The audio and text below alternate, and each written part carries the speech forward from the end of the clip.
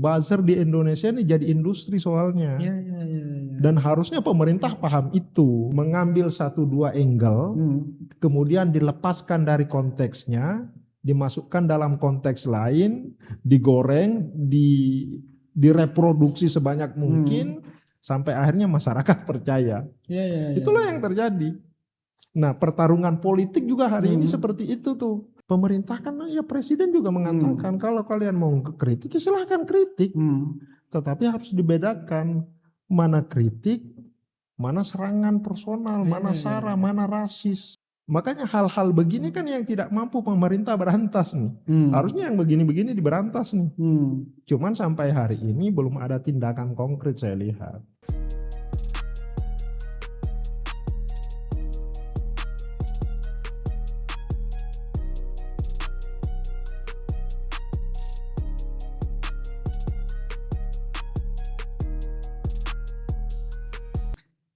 Halo Sobat Reformis, jumpa lagi kita di Reform Syndicate dalam program Hub Wicara Hura.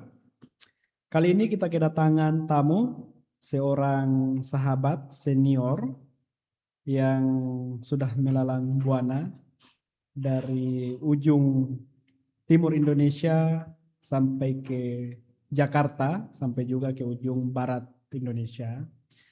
Dian Rosmala. Biasanya saya memanggilnya senior, tapi kali ini kita panggil Bung Dian. Ya, selamat datang, Bung. Siap, terima kasih Bapak Jusrianto. Saya panggil dia nih MJ.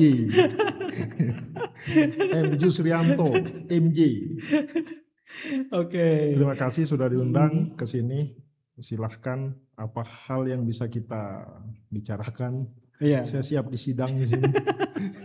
Saya kira banyak hal yang kemudian kita diskusikan, apalagi Bung Dian ini seorang influencer, kemudian juga sering menyampaikan kondisi-kondisi objektif yang ada di tengah-tengah masyarakat, begitupun di level atas, tingkatan elit-elit kita, tetapi ya karena kita ini representatif dari generasi muda, jadi alangkah lebih baiknya ketika misalnya kita membedah terkait dengan kecenderungan generasi muda, mulai dari generasi milenial, Z dan Alpha, apalagi di dunia media sosial. Gitu. Nah, tapi terlebih dahulu hal yang pertama itu adalah terkait dengan dominasi pemilih muda versus partisipasi politik formal. Nah, ini kan saya kira menarik ketika kita hubungkan dengan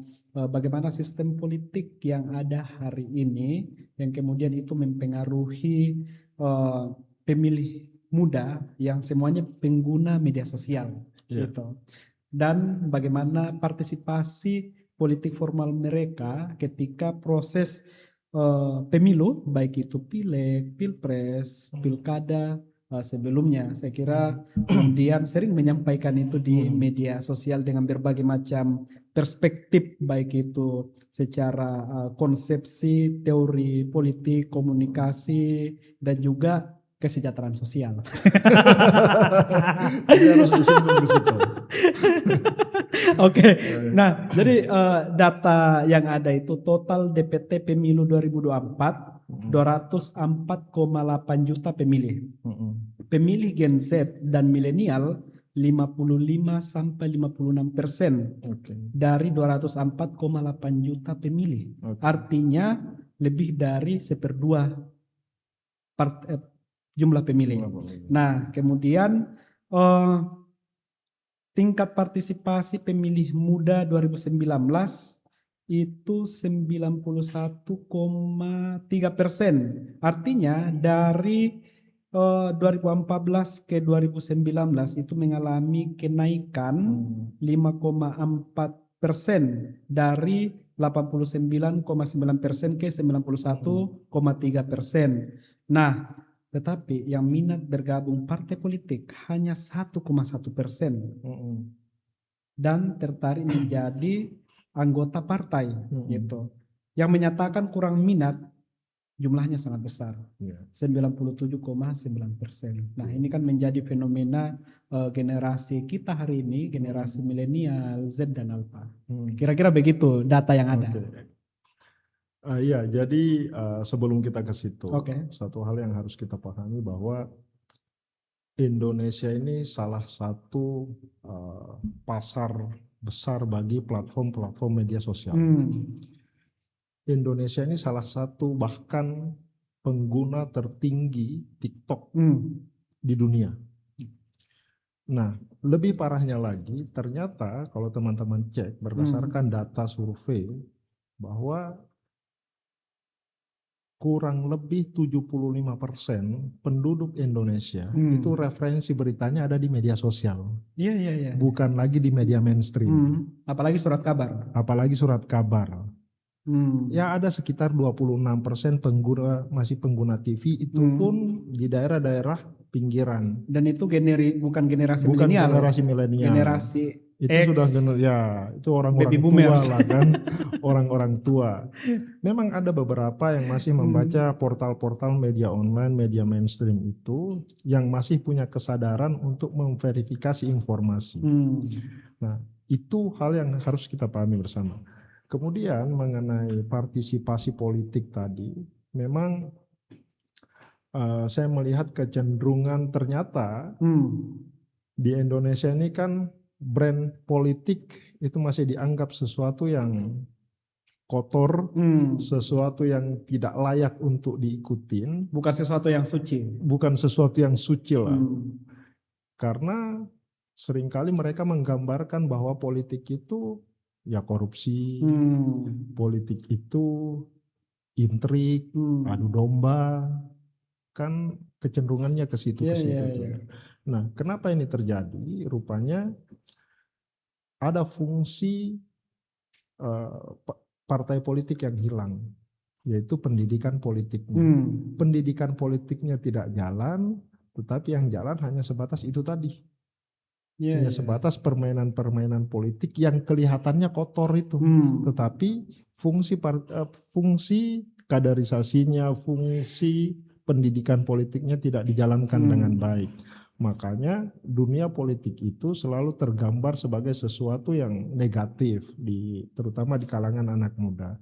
Nah, sementara anak muda ini kan saya melihat bahwa ya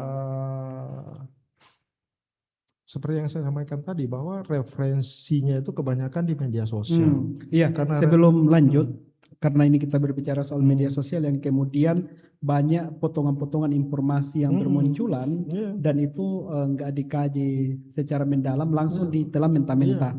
Nah, data, jadi platform media sosial favorit Gen Z.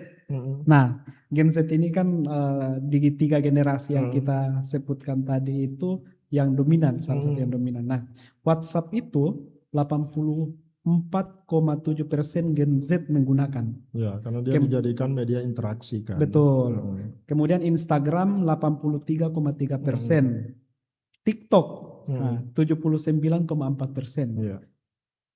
YouTube 67,4%.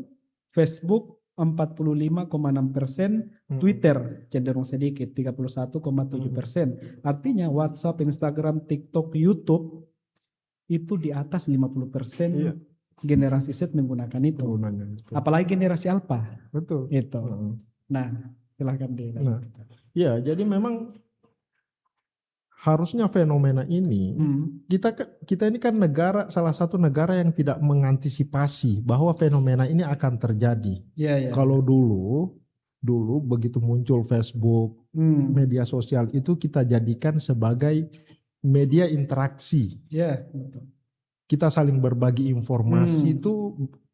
informasi menemukan saudara yang jauh, bahkan saling tanya kabar itu di media sosial. Kalau sekarang tidak, media sosial itu sudah bergeser menjadi media informasi. Kemudian pelakunya siapa? Pelakunya para influencer, para konten kreator yang seringkali tidak memahami nilai-nilai dan prinsip-prinsip citizen journalism. Oke, gimana itu citizen journalism? Ya, salah satunya keakuratan data, informasi, hal-hal seperti itu kan tidak pernah dipelajari oleh konten kreator kan. Mereka hanya sebatas mencari engagement melalui hal-hal yang disukai oleh media sosial. Yang Apa kontroversi, itu? Kontroversi, emosional, dan disukai masyarakat.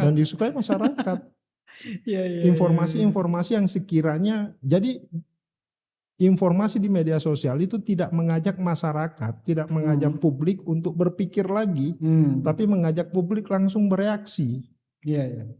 Makanya kalau diperhatikan, apalagi berita-berita media sosial, berita-berita politik, berita-berita kebijakan di media sosial itu sifatnya hanya hal-hal yang emosional, sensasional. Makanya kalau teman-teman perhatikan, ada beberapa konten kreator yang dia tuh seringkali menggunakan diksi-diksi yang memancing emosi orang. Kata-kata kotor, kebun binatang, alat kelamin, itu sering digunakan. Tujuannya apa? Tujuannya untuk memancing reaksi, emosi publik. Karena kalau dia datar menjelaskan tanpa dibarengi dengan data, fakta yang benar, apalagi dengan analisis-analisis teori, dengan pendekatan keilmuan, mereka nggak mampu. Mereka hanya mencari engagement melalui sisi emosional publik. Mereka mencari engagement kemudian menjudgment. Iya, itulah yang terjadi. Nah, pemerintah kita, setahu saya nih ya, kita ini belum punya undang-undang untuk mengatur itu semua. Belum ada undang-undangnya. Makanya ketika misalnya kita minta, ini ada beberapa akun sudah menyerang personal dan lain-lain, pemerintah tidak bisa menindak. Kemudian platform di media sosial pun tidak mau melakukan apa-apa karena menurut kebijakan internal mereka itu bukan pelanggaran. Karena kenapa? Ya kita tahu mereka itu perusahaan-perusahaan dari luar yang kesini mencari profit. Semakin banyak pengguna, semakin ramai penggunanya, mereka semakin untung. Nah, harusnya pemerintah mengantisipasi hal-hal seperti ini. Dan saya pikir di Komisi 1 DPR RI itu harusnya sudah mulai mengkaji ini nih. Saya setuju dulu dengan niatan dari Komdigi, satu akun, satu orang, nah itu cocok. Itu bisa lebih terverifikasi, nggak ada akun lebih robot. Terverifikasi, Karena kalau dibiarkan liar seperti ini, ya entahlah kita akan memasuki peradaban yang seperti apa kan. Kita nggak tahu pada akhirnya nanti seperti apa. Nah, data lain juga membuktikan bahwa intensitas pengguna media sosial, khususnya generasi Z, lagi-lagi kita bicara soal generasi Z, itu 31% generasi Z menghabiskan 4-6 jam per hari di media sosial. 24% Gen Z menghabiskan 3-4 jam per hari. 17% Gen Z menghabiskan 2-3 jam per hari. 14% Gen Z menghabiskan lebih dari 6 jam per hari. Nah, ini kayaknya lebih dominan yang 14% Gen Z menghabiskan lebih dari 6 jam per hari. Artinya kan gini, ini bukan hanya dialami oleh Gen Z, tetapi juga generasi milenial, alpha juga, bahkan generasi sebelum generasi milenial lebih banyak menghabiskan waktu di screen. Iya, betul. Nah, jadi wajar ketika misalnya sebenarnya pemerintah itu sudah bekerja dengan baik, tetapi kan netizen ini karena menjadi apa tadi itu menganggap bahwa pemerintah ini lebih kepada political thinking, jadi dilihatnya juga political thinking yang negatif gitu. Iya, betul. Dan kalau dilihat dari ini komunikasi sosial media dari pemerintah itu kalah dari netizen-netizen, kalah dari para influencer-influencer yang tadi itu yang tidak mengikuti etika netizen jurnalisme. Jadi gini, industri agensi buzzer di Jakarta ini banyak banget. Dan mereka lah yang hari ini menguasai opini publik. Jadi ketika terjadi perang persepsi seperti itu antara pemerintah misalnya, pihak pemerintah dengan pihak lawan, yang perang itu sebenarnya bukan aktor-aktor utama, Iya, iya, iya. tetapi agensi-agensi ini nih. Oke, misalnya saya seorang konten kreator, saya menyampaikan sesuatu, misalnya ya terlihat berpihak kepada pemerintah. Kemudian, nah orang kayak saya tidak punya pasukan, tidak punya pasukan akun-akun bot misalnya kan, Iya, karena iya, saya iya. tidak mampu untuk nyewa industri itu. Iya, iya, iya. Sementara yang tadi Sementara di industri sebelah punya modal besar. punya modal besar, dan mereka biasanya nyewa industri itu. Buzzer di Indonesia ini jadi industri soalnya. Iya, iya, iya, iya. Dan harusnya pemerintah paham itu. Nah, Jadi kalau teman-teman sering lihat tuh, sering muncul di VT-VT, lemari isinya handphone begitu banyak gitu. Ya itulah yang berdebat setiap hari di media sosial. iya, iya, iya, iya, iya. Bukan orang secara organik, bukan akun-akun organik. Dan itu bisa dideteksi sebenarnya. Oke. Dari foto profil, dari nama, kemudian dari followernya, bahkan yang tidak pernah posting apa-apa, Iya, itu iya. akun-akun bot, dan itu jumlahnya banyak banget. Iya, iya, iya. Nah, harusnya pemerintah bisa mengantisipasi itu. Nah, tadi ketika disampaikan misalnya sejumlah data, berapa banyak, berapa lama generasi-generasi itu menghabiskan waktu di media sosial. Bagus kalau mereka hadir di media sosial itu dengan tujuan yang produktif. Oke. Yang masalah itu kalau dia hanya sebagai konsumen doang. Jadi dia hanya menerima apa yang ada di media sosial. Kemudian mereser. Nah, kemudian nge-share-nya misalnya, menduplikasinya, mereproduksinya. Nah, itu yang jadi masalah tuh. Iya, iya, iya, iya. Tanpa memverifikasi apakah ini layak untuk saya konsumsi, apalagi saya sebarkan kepada orang lain. Apalagi malas untuk melakukan Verifikasi. Iya. Padahal kan sebenarnya tersedia di media-media mainstream misalnya. Nah, betul. Itu yang saya bilang, jumlahnya ternyata pengguna media mainstream, media online itu hanya 20%. Di antara 75% pengguna media sosial. Jadi 75% penduduk Indonesia referensi beritanya media sosial. 20% diantaranya yang mau mengakses portal-portal media online untuk memverifikasi. Berarti kan sisanya kurang lebih 60% ya sudah menerima apa adanya. Itulah yang terjadi. Dan itu menjadi kepercayaan, kebenaran. Itu jadi kebenaran. Karena diamplifikasi terus kan, direproduksi terus informasi-informasi. Saya kasih contoh terbaru. Kemarin saya dapat salah satu, itu jelas-jelas berita hoax, disampaikan di situ. Bahlil meminta, ini menarik. Iya, jadi disebutkan di situ Bahlil meminta PLN menaikkan harga token listrik supaya tidak rugi. Kita cek tuh ada berapa banyak akun yang menyebarkan itu. Di TikTok kurang lebih 400 akun yang menyebarkan, ini yang menyebarkan loh. Dalam satu waktu? Dalam satu waktu. Informasi yang sama ya? Iya. Konten yang sama. Konten yang sama disebarkan kurang lebih 400 akun. Itu di TikTok. Di IG kita temukan kurang lebih 200 akun yang menyebarkan. Coba bayangkan. Itu masih banget. Itu baru akun yang menyebarkan. Akun tahap pertama nih? Iya, akun yang menyebarkan. Belum lagi nanti. Yang men-share kemana-mana nih? Yang masuk ke kolom-kolom komentar.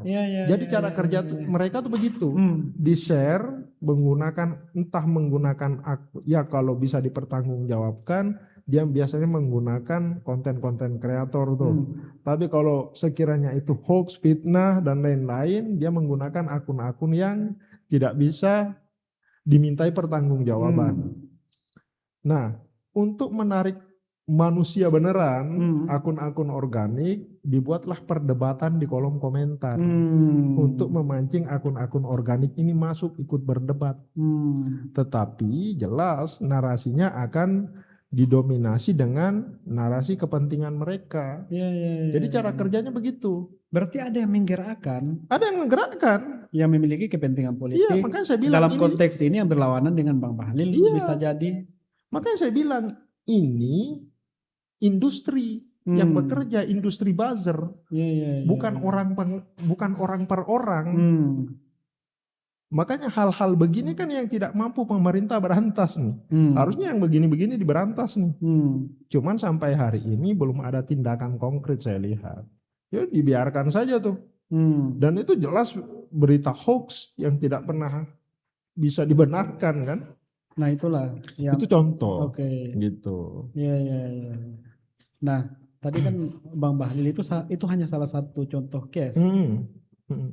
Lain lagi dengan menteri-menteri yang lain, anggota-anggota dewan. Nah, kayak misalnya Bang Bahlil, saya kira secara kinerja, kemudian juga bagaimana beliau maksimal dalam memberantas mafia-mafia, baik itu tambang, gas, dan lain sebagainya.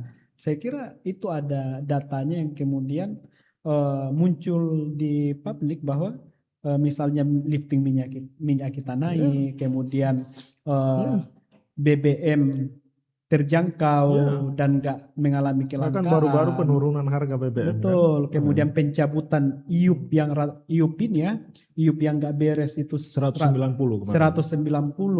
Kemudian juga terkait dengan sumber daya alam, tambang itu bisa dikelola koperasi untuk rakyat. Kan sebenarnya itu hal yang kebijakan-kebijakan yang pro dengan rakyat. Tetapi kan gini, di media sosial ini gimana pun gerakan Bang Bahlil itu salah. Jangankan gerak, kan saya selalu bilang, jangankan gerak. Bahlil ini nafas saja dia diserang. Kan nafas saja salah. Gerakan tangan, pokoknya salah mulu dia. Cuman begini, ini karena saya sering membela dia. Ini di jidat saya sudah di stempel buzzer Bahlil, tapi nggak masalah lah. Tapi kan membela itu penuh dengan data dan objektivitas. Kita hanya menyampaikan hal-hal yang benar. Kita sebenarnya bukan membela Bahlilnya, yang kita bela itu sebenarnya nalar publiknya supaya masyarakat ini tidak terbawa arus disinformasi itu terus. Nah, sebelum lanjut itu, jadi hoax dan disinformasi politik. Nah ini kan lari-larinya ke politik ya. Survei membuktikan 42% orang Indonesia percaya disinformasi pemilu 2024. Itu pemilu. Apalagi setelah pasca pemilu kemarin kan. Gitu. Makanya itu kan. Jadi pertarungan politik Pilpres kemarin. Itu kan berlanjut sekarang. Tetapi tidak lagi di dunia real. Tapi bergeser ke media sosial di ruang digital kita. Pertarungannya ada di situ. Dengan model seperti apa ya, perang persepsi. Ada pihak-pihak yang sengaja mendiskreditkan pemerintah, bukan hanya sebatas mengecilkan peran pemerintah dalam hal ini, tapi berusaha untuk meniadakan peran pemerintah. Dan itu nyata kita lihat. Salah satu contoh misalnya, kerusuhan Agustus 2025 kemarin. Di tanggal 25 kalau nggak salah. 25. Itu kan ada seruan di media sosial untuk aksi ke gedung DPR RI. Siapa yang menyerukan? Media sosial, akun anonim tidak jelas. Hanya seruan, ayo masyarakat datang tanggal 25 kita demo ke DPR. Dan tanggal 25 itu ditampilkan potongan-potongan video yang aksi-aksi sebelumnya. Kayak di Bundaran HI yang penuh dengan orang, padahal nggak ada. Itu memang sengaja kan. Itu kan memang sengaja. Akhirnya apa yang terjadi? Ya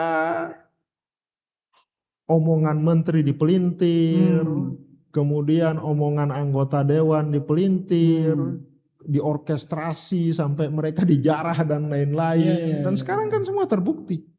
Bahwa apa yang disampaikan Ibu Sri Mulyani yang menyebabkan rumah dia dijarah ternyata tidak seperti yang dibayangkan publik saat itu kan. Termasuk Sahroni juga. Sahroni kan akhirnya bisa membela diri. Loh, saya tidak mengatakan begitu, yang saya sampaikan itu begini, konteksnya seperti ini. Cuman kan ya cara kerja buzzer tuh seperti itu. Mengambil 1-2 angle, kemudian dilepaskan dari konteksnya, dimasukkan dalam konteks lain, digoreng, direproduksi sebanyak mungkin, sampai akhirnya masyarakat percaya. Itulah yang terjadi. Nah, pertarungan politik juga hari ini seperti itu tuh. Contohnya Contohnya bagaimana pihak-pihak, saya sebut pihak-pihak oposisi, pihak oposisi yang hari ini berusaha untuk mengecilkan peran pemerintah dalam penanganan bencana di Sumatera. Itu sangat nyata sekali. Sangat nyata sekali. Kita lihat sejumlah influencer datang ke sana, datang ke Aceh, ya membawa bantuan, sebagai relawan kemanusiaan. Tetapi salah satu tujuan mereka juga mencari informasi-informasi yang sekiranya bisa meniadakan peran pemerintah. Itu nyata sekali tuh. Saya kemarin di Sumatera Utara Aceh itu 1 mingguan lebih. Jadi sebelum saya ke sana sempat muncul di akun TikTok di beranda saya itu ada seorang konten kreator yang buat konten kemudian menyerang Kemensos yang hanya membangun 1 tenda. Nah itu yang parah. Nah, padahal waktu saya ke sana tenda BNPB ada, Kemensos ada, tentara ada, polisi ada, kemudian apalagi itu beberapa kementerian lah ada di sana, hadir mereka sebenarnya, tetapi kan konten kreator ini lagi-lagi tadi untuk engagement makanya memunculkan sesuatu yang sebenarnya dia hanya sekedar mencari kesalahan doang, tetapi tidak mau memahami konteksnya nih. Itulah yang saya bilang, kadang influencer itu, konten kreator itu, dia kan modelnya ini citizen journalism, jurnalisme warga kan. Tetapi mereka tidak memahami prinsip dan nilai-nilai jurnalistik itu seperti apa. Saya mantan wartawan. Sebelumnya di sora.com ya. Sebelumnya di sora.com. Akurat juga. Media lain kan. Nah, jadi saya cukup memahami itu, bahwa ketika kita hadir ke satu titik krisis seperti itu, ada prinsip-prinsip jurnalisme bencana yang harus kita terapkan di situ. Tetapi kan tidak semua memahami hal-hal seperti itu. Bahkan hal-hal yang dilarang itu, misalnya ketika kamu datang ke suatu bencana untuk meliput, kamu dilarang untuk mendokumentasikan, mempublikasikan secara langsung kisah sedih korban, pokoknya hal-hal yang menyentuh sisi kemanusiaannya tuh jangan sampai kamu publikasikan. Apalagi kamu terkesan menjual kesedihan di situ, hanya untuk mencari engagement, mencari viewers, mencari like, comment, share. Nah, cuman kan itu yang terjadi kemarin. Seperti yang kamu sebutkan tadi. Seorang influencer menemukan satu tenda di sana, kemudian diviralkan kan. Tapi kan dia tidak jelaskan tenda ini konteksnya apa nih. Ini tenda hanya untuk nampung satu barang, atau tenda yang didirikan sementara oleh petugas, atau tenda yang seperti apa. Cuma ini aja di tenda di belakang, kemudian dia berdiri, ini loh tenda Kemensos cuma 1. Ada lagi tuh influencer ngomong begini.